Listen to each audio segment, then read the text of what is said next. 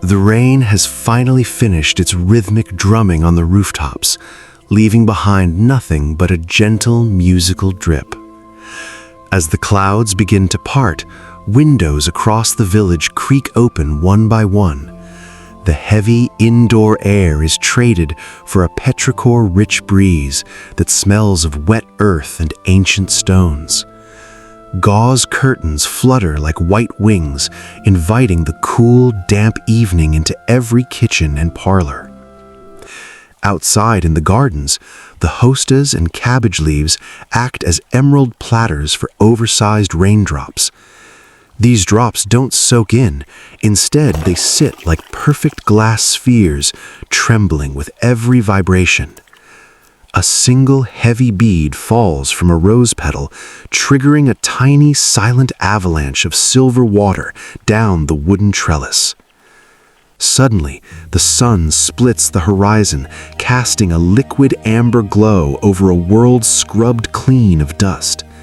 This low-slung light hits the wet cobblestones and thatched roofs, turning the entire village into a shimmering mirror of gold and charcoal. Along the lanes, the ground begins to smoke as thin ribbons of mist rise from the warming pavement. It looks as though the earth itself is exhaling, wrapping the ankles of garden gates in a soft, ghostly fleece. Inside a small cottage, the transition to evening is marked by the soft blue flame licking the bottom of a copper kettle. The cheerful whistle of boiling water joins the distant plip-plop of runoff in the gutters, a domestic symphony of warmth against the outdoor chill. The silence of the storm is truly broken now, not by thunder, but by the return of the birds.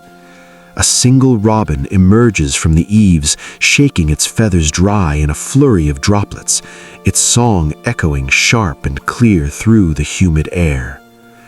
A villager returns from the woods, pausing at a stone step to kick off heavy, mud-caked clogs. The sound of wood hitting stone is solid and grounding. They leave a trail of damp footprints on the rug, a small price to pay for the fresh bunch of wild mint gathered from the swollen creek bank. As twilight deepens into a bruised purple, the street lamps flicker to life.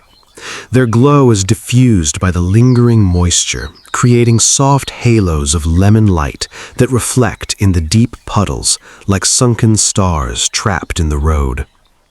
The evening chill begins to settle in, the kind that calls for a small flickering fire.